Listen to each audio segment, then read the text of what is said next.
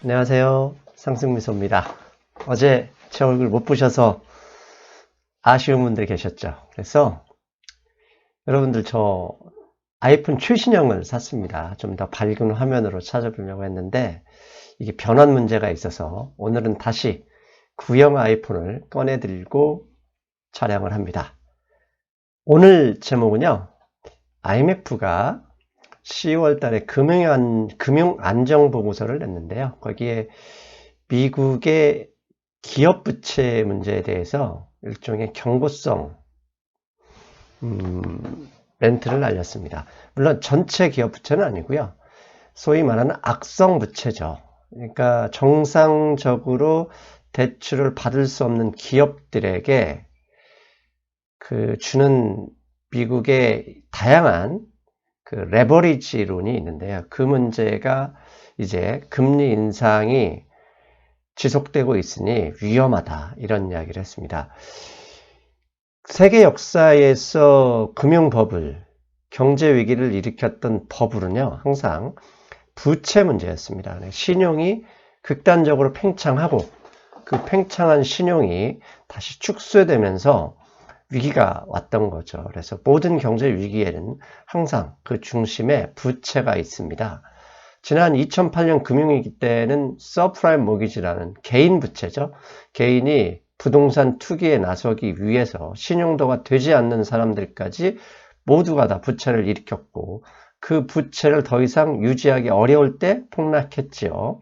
이게 금융위기 문제였다면 만약에 2019년에 미국에 경제적인 문제가 온다면 지난번 미국 그 문제를 2번 정도 짚었잖아요. 그때 보면 개인 부채는 오히려 모기지 같은 경우 GDP 대비 비율이 축소되고 있었습니다. 그런데 기업 부채는 상당히 늘고 있고 이 기업 부채 중에 악성 부채가 우리 생활에 상당히 밀접하다. 그래서 이번 주에는 제가 미국 기업 부채 문제에 대해서 강의를 하겠습니다. 오늘은 앞에서 말씀드렸던 것처럼 IMF 보고서 위주로 하는데요. 오늘 강의 내용이 좀 어렵습니다. 되도록이면 쉽게 하려고 노력했고요. 여러분들이 끝까지 보셔야 되는 이유가 여러분들이 은행에서 가입한 미국 관련 상품이 오늘 강의하는 내용과 상당히 많이 연관되어 있고 그 상품일 수도 있습니다. 다 보시고 여러분들이 가입한 상품이 이거 맞다 그러면 월요일날 당장 달려가셔서 해약하시기를 권하는 방송이 되겠습니다. 먼저 IMF의 블로그의 제목이 최근 2개가 나왔습니다. 왜냐하면 결국은 New Vulnerabilities have emerged in, 그러니까 새로운 그 위험성이 have emerged, 그러니까 현재 완료를 썼으니까 나타나고 있고 현재 이 나타난 게 현재에 영향을 줄 가능성이 높다는 얘기죠. 그리고 밑에 보면 Sounding the Alarm on Leveraged Lending, 오늘 주제입니다. Leveraged Lending, 레버리지 론, 론이 곧 레버리지인데 레버리지 론이라고 했던 것은 쉽게 얘기하겠습니다. 어려운 얘기 안 해요. 그냥 악성 부채입니다. 은행이나 정상적인 낮은 금리의 채권을 발행할 수 없는 신용도의 기업들이 우리 개인도 마찬가지지 않습니까? 은행에서 못 풀리면 저축은행이나 대부업자한테 가듯이 은행에서 정상적으로 빌릴 수 없는 기업들이 제2금융권이나 그 넘어서 일종의 그림자 금융 같은 데에서 빌리는 문제를 IMF가 걱정하고 있습니다. 앞에서 말씀드렸죠. 모든 경제 화랑은 부채로 의해서 시작되지만 그 부채가 너무 늘어나면 항상 부채 수축의 문제에 걸려서 위기가 시작되죠. 그래서 IMF도 지난 2008년 금융위기 이후에 10년 동안 부채가 너무 많이 늘었다고 이미 경고하고 있습니다. 그런데 보면 이 늘어난 부채의 대부분이 어드밴스드 선진국이고 위에 약간 푸른색이 보이는 게 이머징 국가들의 부채입니다. 그런데 선진국의 부채는 레프트 스타일, 그러니까 금융위기 시를 100으로 봤을 때 약 140 정도 늘었고요. 이머징 국가도 더 많이 늘었죠. 사실 IMF가 지금 주목하는 것은 이렇게 너무 많은 부채가 늘어서 이 늘어날 수 있는 한계에 직면하면 경제위기가 시작되는 거잖아요. 선진국이나 이머징의 부채 문제를 직접적으로 다루고 있는 겁니다. 한국도 사실 요새 금리 문제, 부동산 문제가 결국 부채 문제잖아요. 그래서 2019년에는 이 부채 문제를 더 직접적으로 언급할 수 있는 이런 경제적인 문제, 금융시장의 문제가 나올 거라는 거의 뭐 방향성을 알려준다고 봐야죠. 근데 앞에서 말씀드린 진짜 미국 기업 부채만을 다루기로 했으니까요. 지금 현재 이 그림을 보시면 토탈 아웃스탠딩, 그러니까 US Corporate Debt 총 기업 부채의 총액을 보여주고 있는데요. 지난 2008년 금융위기 때가 이게 약 7조 달러가 안 됐었죠. 그런데 위기를 거치고 10년 동안 2조 5천억 달러가 더 늘었습니다. 그래서 전체 2008년 금융위기 때보다 40% 이상 늘었습니다.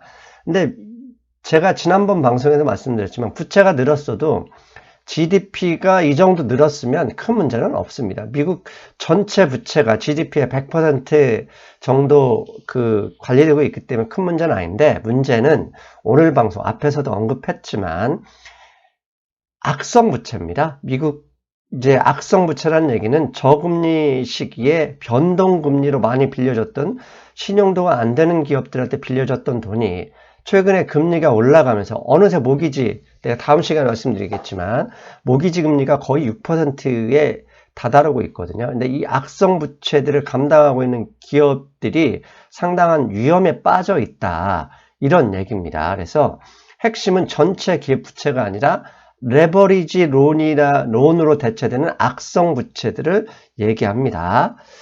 자, 지난 10년간 경제 성장을 이끌었던, 항상 제 강의 기억하시죠? 경제가 성장하기 위해서 필요한 건 돈이고 돈의 100%는 부채다. 그러면 큰 부채를 일으킬 수 있는 주체는 기업과 정부, 그 다음에 기업, 가계, 세 개죠. 정부가 일으키는 건 양적 완화니까 넘어가고요.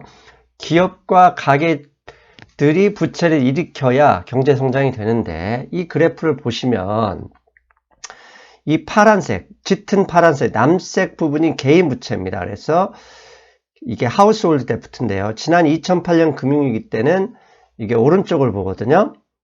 거의 GDP의 100%까지 떨어졌다가 이 개인 부채는 지난 10년 동안 계속 그러니까 절대량은 늘었지만 GDP가 성장하는데 비율이 줄었습니다.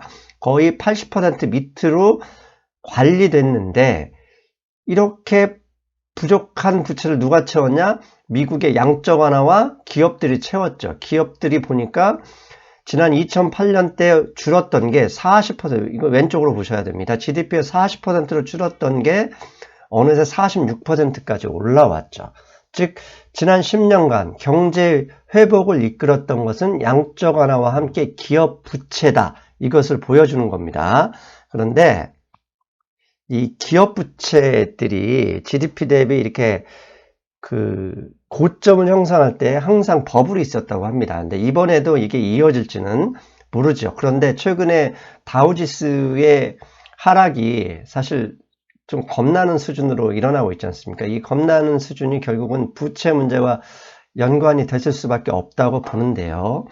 이게 지금까지 역사상에 앞에서 3번이 GDP 대비 약 43%, 45% 가까이 고점을 찍었을 때 항상 버블이 일어났습니다. 앞에서는 80년대, 80년대 후반에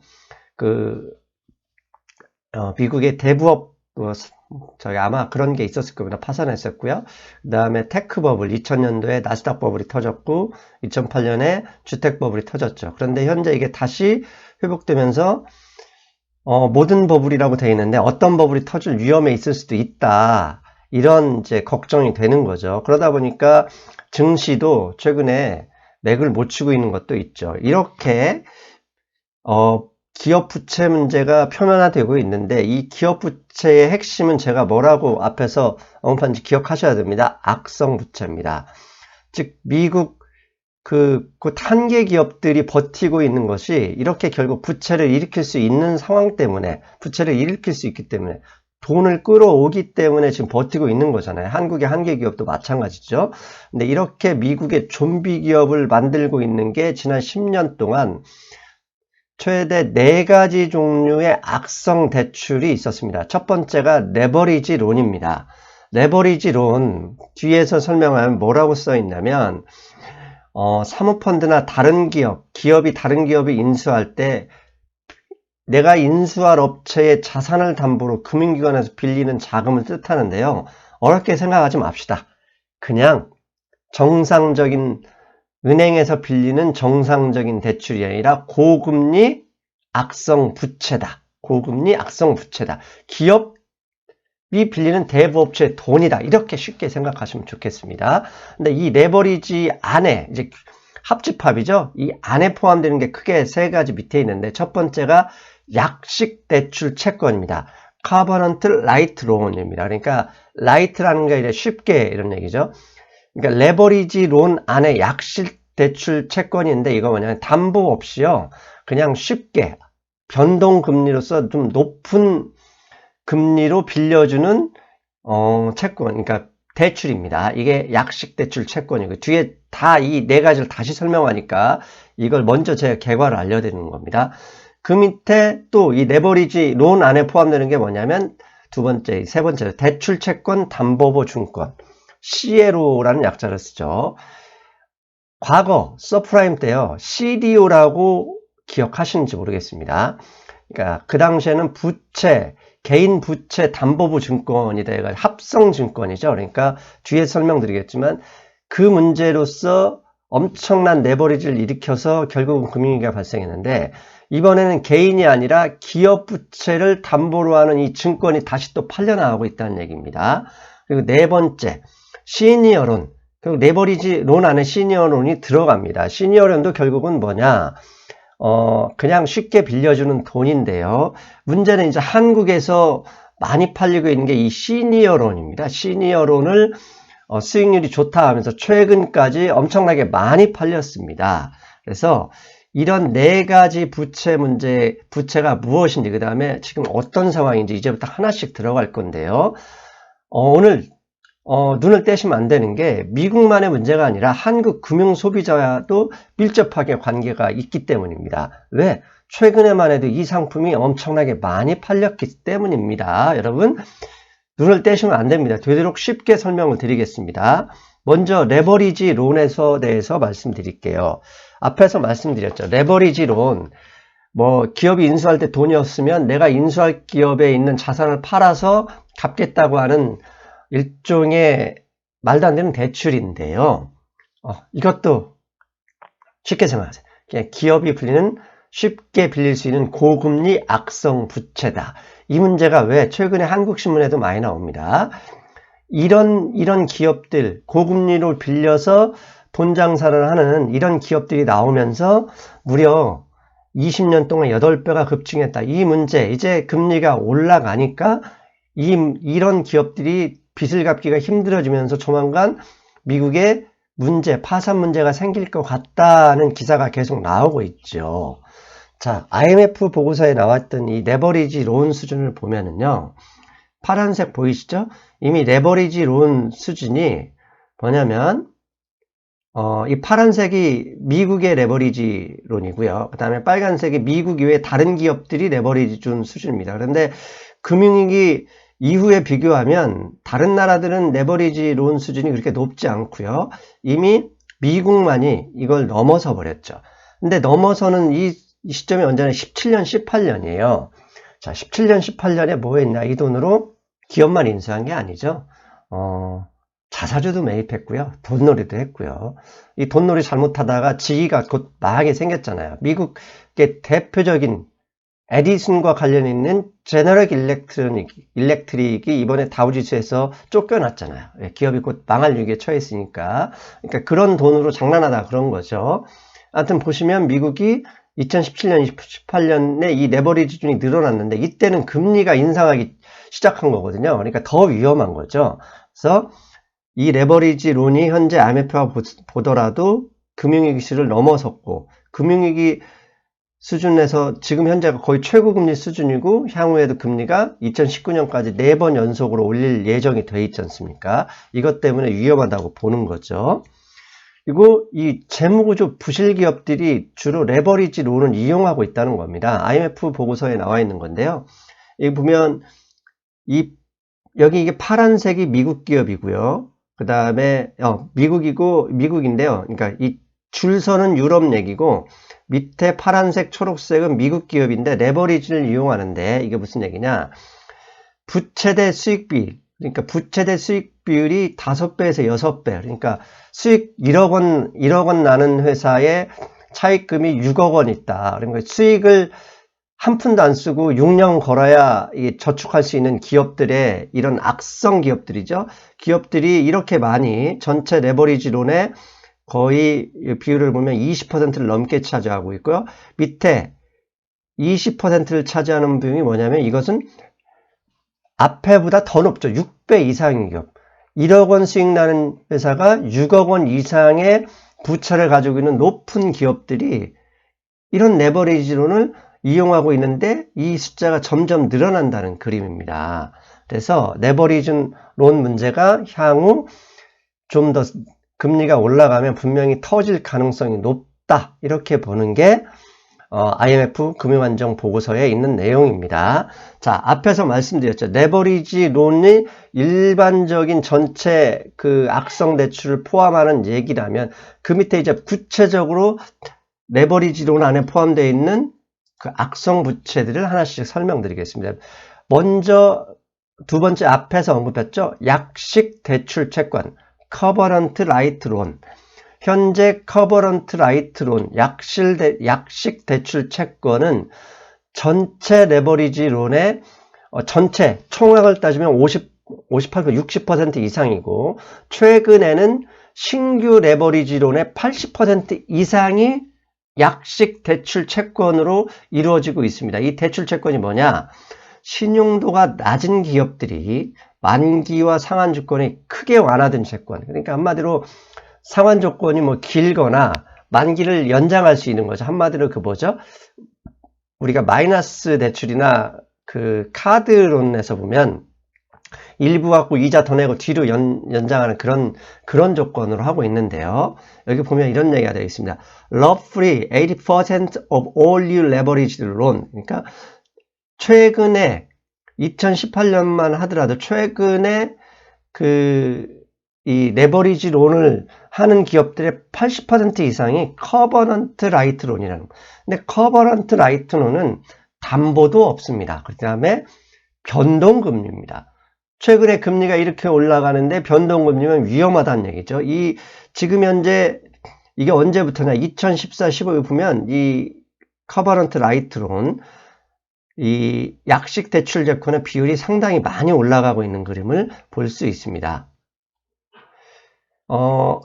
얼마 전에 메리츠 종금에서 이 약식 대출 채권, 레버리지 론에 대한 리포트가 하나 나온 것을 제가 어디서 얻어온 건데요. 보시면 지금 현재 이런 그러니까 일종의 고위험 대출은 레버리지 론이고요. 채권을 정크본드, 하이힐드 채권이라고 하죠. 그런데 이 하이힐드 채권보다 레버리지 론에 지금 현재 더 많이 발생하고 있다는 거죠. 전체 하이힐드 채권 발행 금액이 1.26조 달러인데 레버리지론은 1.27조 달러입니다. 자, 채권은 일반 대출보다 상환 기간이 길고요. 대부분 채권은 발행할 때 금리를 확정하잖아요. 그래서 하이힐드 채권이라 하더라도 금리가 올라도 사실 그 발행한 기업은 과거에 비해 타격을 받는 건 아닙니다. 하지만 레버리지론의 60% 이상이 커버넌트 라이트 채권, 이것은 제가 말씀드렸잖아요. 변동금리입니다. 근데 이게 많이 찾아온 레버리지론이 더 많이 늘어났고 레버리지론은 통상 채권보다는 만기가 짧잖아요. 그렇게 되면 금리가 올라가고 있는 이 상태에서 상당히 위험할 수 있다는 거죠. 실제로 미국 GDP에서 이렇게 하이힐드나 레버리지론, 그러니까 고금리 악성 채권의 금액이 하면 2.5조 달러 되는데요. 이게 일시에 다 망할 리는 없고요.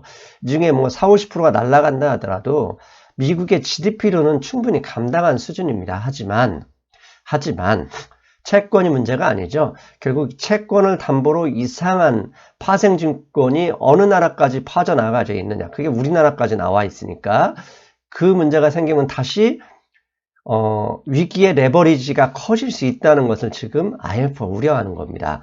아무튼 커버넌트 라이트 비중 전체에서 차지하는 비중이 계속 높아지고 앞에서 보여드렸죠. 최근에는 80% 이상이라는 거죠. 자, 이게 두 번째입니다. 자, 이렇게 넘어가는 이유는 오늘은 개괄이고요. 내일부터는 좀 더 이걸 깊게 들어가서 부실률, 그 다음에 이 문제로 벌어지는 일들, 현상들을 하나씩 더 깊게 들어갈 겁니다. 오늘은 개괄입니다. 자, 최근에 뉴욕타임스에서 이런 기사가 나왔습니다. IMF의 금융안정 보고서를 인용한 거라고 저는 보는데요. 이런 얘기가 있죠. Wall Street loves this risk loan. 앞에 전체 얘기하는 레버리지론을 얘기합니다. 즉 월가는 레버리지론을 사랑한다. 이게 사랑하는 게 아니라 돈은 수익을 탐하잖아요. 수익의 고수익을 위해서는 고금리 대출을 하는데 그게 오랫동안 저금리 상태이기 때문에 그랬던 거죠. 더 높은 수익을 위해 위험을 좀 부담한 거죠. The rest of us. 그런데 월스트리트를 빼고는 우리들은 should be wary. 이제 좀 겁 좀 먹어야 된다. 겁 먹어야 될 상황이 되는 것 같다. 이렇게 얘기하죠. 근데 왜? The CLO. 뒤에 설명드립니다. 앞에서 CDO 사촌, CLO, a cousin of the mortgage related product. CDO라고 뒤에 설명드리겠지만 이 CDO 때문에 미국의 서프라임 위기가 본격적으로 시작됐군요. 근데 이거의 사촌 CLO 문제, 이 CLO 문제가 이제 본격적으로 제기되고 있다라며 뉴욕타임스까지 얘기를 했습니다. 그렇다면 CLO가 무엇인지 좀 더 알아보겠습니다.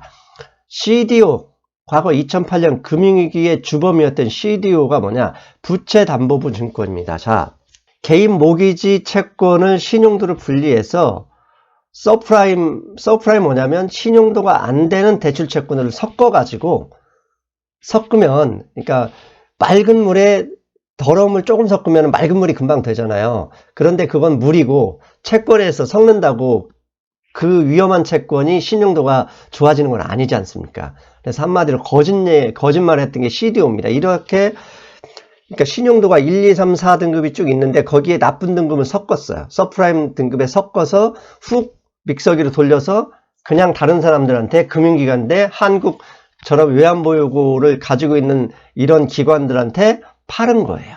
이거 안전한 채권이다. 그런데 부동산 가격이 폭락하자 어떻게 됐죠? 그게 다 작살나면서 리먼 브라더스 파산했고 베어스턴스도 없어졌고 이렇게 돼서 금융위기가 시작된 건데 이게 CDO고요. CLO는 뭐냐?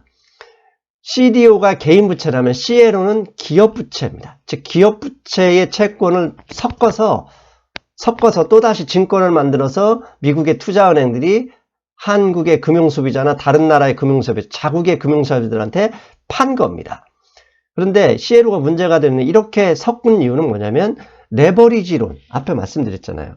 투자 부적격으로 분류되는 기업의 대출을 일반 증권에 섞어가지고 마치 좋은 것인 양 팔고 있다는 거예요. 그리고 이 담보부 증권의 또 하나 단점이 뭐냐면 변동금리입니다.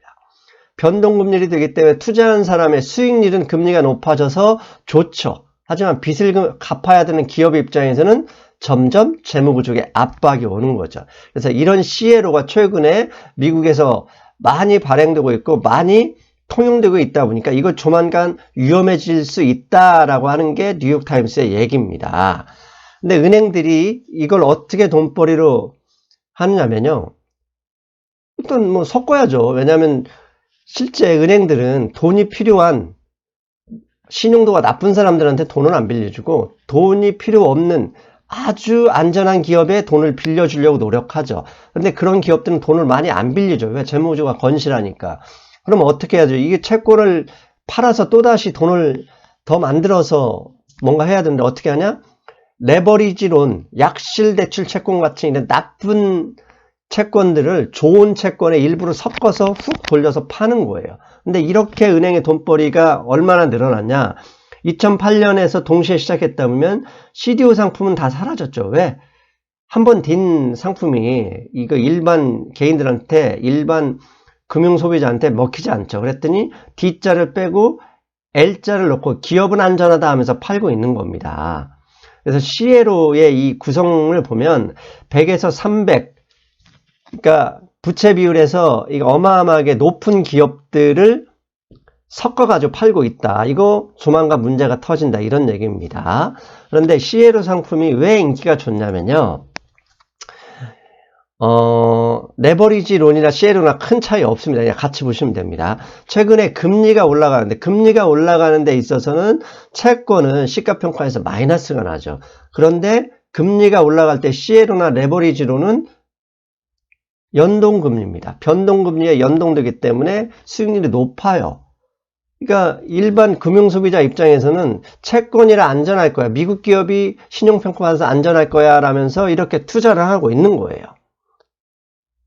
그러다 보니까 기업들, 갚아야 될 기업들은 금리 인상에 취약하긴 하지만 문제가 되지 않을 때까지 개인들도 이렇게 높은 수익을 얻을 수 있으니까 좋아하곤 있는 겁니다. 자, 그리고 네 번째 시니어론. 시니어론은 앞에 CLO 증권과 연관이 깊습니다. 시니어론이 뭐냐 또 나옵니다. 이것도 어렵게 생각하지 마십시오. 투자 등급 BBB 이하, BBB- 이하는 채권도 발행하는 정크본도 발행해야 되고요. 은행에서는 거의 대출 안 해준다 보시면 됩니다. 근데 이런 기업의 담보가 있어가지고 뭐가 있겠습니까? 좋은 담보 있으면 은행 가서 저금리로 빌렸죠. 근데 그 담보 가치보다 훨씬 많은 돈을 빌리기 위해서 기업들이 나서는데 그게 시니어론이다. 그런데 이 시니어론은 어떻게 빌려주려면 재원이 있어야 되니까 시니어론 펀드를 대부분 만듭니다. 그 밑에 보시면 시니어론 펀드에서 이 펀드를 조성해서 이 대출 채권을 사오는 거죠. 이게 시니어론을 대출하고 이걸 묶어서 CLO 대출 채권 담보부 증권을 만들고 이것들을 금융기관에 유동화시켜서 팝니다. 이게 과거에 그 서프라임하고 똑같은 겁니다. 지금 근데 서프라임은 개인 모기지였다면 이 담보증권은 지금은 CLO에서는 기업 부채증권, 기업이 돈을 빌린 그 채권을 담보로 이렇게 금융연금술을 하고 있다는 얘기입니다. 그래서 대출채권이라는 것은 결국은 CLO의 담보증권이 되는 거고 펀드라는 것은 여러분도 가입했을지 모르는 그 펀드, 고수익을 믿기로 한 펀드에 돈을 넣어서 이 돈을 믿기로 이런 일이 벌어지고 있는 겁니다. 그런데 앞에서 말씀드렸잖아요. 먼 옛날 일이 아닙니다. 이거 지난 9월 10일 신한 BNPP 아마 신한은행에서 신한증권이나 신한은행에서 판매했을 건데요. 시니어론 사모펀드 5천억 모집 완료했습니다. 저 때는 금리 앞에 수익률이 5% 이상 좋았으니까 당연히 했을 거고 금리가 올라가면 부도만 나지 않으면 고금리를 얻을 수 있는 펀드가 되겠죠. 시니어론 펀드가. 근데 이게 9월 달에만 있었냐? 불과 2주 전이죠. 1주 전이네요. 11월 12일 날 신문기사인데요. 흥국은행 5,100억 규모 우리 시니어론 펀드 사모 결성 완료했다면 돈 다 모았다는 얘기입니다. 즉 미국에서는 지금 악성부채, 레버리지론 안에 있는 약식대출 채권이나 CLO, 그 다음에 시니어론의 문제가 돼서 이렇게 언론들이 떠들고 있는데 우리나라에서는 이게 수익률 좋다고 우리 금융기관들이 이렇게 많이 판매해버린 겁니다.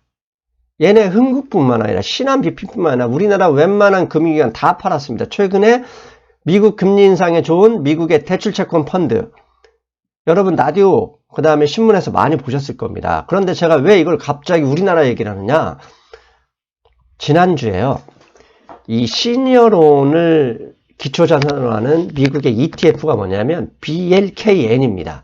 뉴욕시장에 상장되어 있는 BLKN입니다. 그러니까 이 돈을 가지고 시니어론에 놓고 시니어론은 결국 기업에 대출해 주는 건데요. 시니어론이요 10월 한 달 동안 기록적으로 이 ETF에서 자금이 빠져나가고 있다는 겁니다. 총 이 BLKN의 ETF의 시가총액 64억 달러인데요. 지난주 수요일 하루에만 1억 3천억 달러가 인출됐고요. 10월 한 달 동안 벌써 8억 달러가 인출됐습니다. 자, 이 그림이요. 10월 달에 인출되어 있는 빨간색 보이시죠? 이 ETF에 돈을 넣는 게 아니라 돈을 집중적으로 빼고 있다는 얘기입니다. 왜 뺍니까? 여러분, 저렇게 수익이 많이 나는 시니어론 펀드에 사람들이 왜 돈을 빼는 겁니까? 위험하다고 보는 거죠. 금리가 올라가고 있고 내년에는 더 올린다고 하고 그 다음에 미국의 최근 증시를 보니까 특히 하이힐드 채권 이런 그 정크본드 수익률이 급격하게 떨어지는 거 보니까 위험하게 보는 거예요. 그래서 돈을 빼는 겁니다. 그런데 한국에서는 팔았어요. 빼는 돈을 메꿔주러 간 거죠, 여러분. 자, 돈만 빠졌냐? 이게 ETF 거래량입니다. ETF 거래량, 지난주에 거래량을 보십시오. 평균 거래량의 8배 넘게 거래가 됐습니다. 여러분, 하락할 때 거래량 늘면서, 저렇게 거래량 늘면서 돈 빠지고 하락하게 되면 주식 해보시는 분 아시죠? 지옥으로 가는 길입니다. 왜? 항상 가격은 속일 수 있지만 거래량은 속일 수가 없어요. 거래량이 늘면서 올라가야 되는 거지. 거래량이 늘면서 떨어진다? 저거 많은 사람들이 위험 관리하고 있다는 얘기입니다. 그래서 그렇다면 왜 저렇게 BKLN에서 돈을 빼느냐? 이렇게 물어봤더니 미국 전문가가 이런 얘기를 했다고 합니다. Outflow for BKLN, 즉 BKLN 펀드, ETF에서 돈을 빼는 거, outflow는 most probably to do with, 대부분 the most recent deterioration of the credit. 지금 현재 기업 신용 환경이 무척 악화되고 있다는 것과 대부분 가장 관련이 깊다. 무슨 얘기입니까? 미국에 있는 현재 금융 소비자들은 저렇게 시니어론, 그 다음에 레버리지론, 약실, 대출, 채권들, CLO 등을 포함해서 이런 금융상품에서 돈을 빼고 있다는 겁니다. 왜? 얘네들 위험하다. 내 돈 빨리 챙겨야 되겠다 하면서 하고 있는 상황이라는 겁니다. 그래서 인베스터 포르케, 그러니까 이거에 투자하고 있는 사람들이 인터레스트 레이트 하이크, 패드의 금리 인상에 대한 걸 감안해서 일종의 재조정하고 있는 거예요. 리프라이싱. 이거 가치를 다시 한번 보고 확인하고 있다는 거예요. 돈을 빼고 있다는 얘기입니다. 그래서 여러분, 제가 미국 기업 부채를 얘기하다가 현재 한국 문제로 빠져와 버렸는데 오늘이 개괄이고요. 이번 주부터 계속 저 집중적으로 들어갈 거니까 지금 현재 미국이 이런 얘기구나.